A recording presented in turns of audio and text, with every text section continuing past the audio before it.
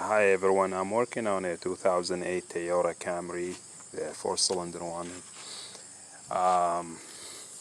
What happened, this vehicle, it'll crank but it will not start. It was, no matter what I did, I replaced all the sensor for the camshaft sensor, crankshaft sensor, and it still does the same thing.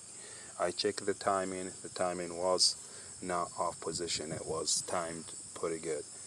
And I took it apart to check the head gasket.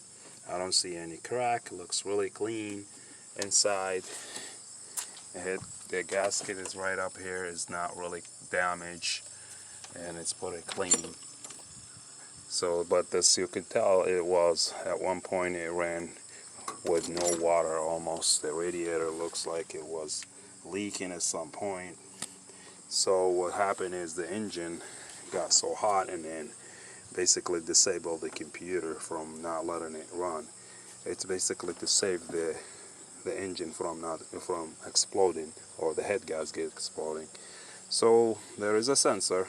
It's underneath the intake, which is this one here. As you can see, it's melted, and the sensor has two wires connected to the injectors or whatever, to the computer as well.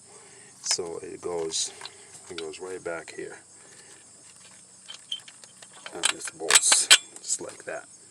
Okay, so this got hot and it got melted and it disabled the computer. So this thing here, that's what causes the problem with the vehicle from not running. In order to get to it, I wouldn't take the head like I did. I just wanted to double check to make sure if the head cracked or blown.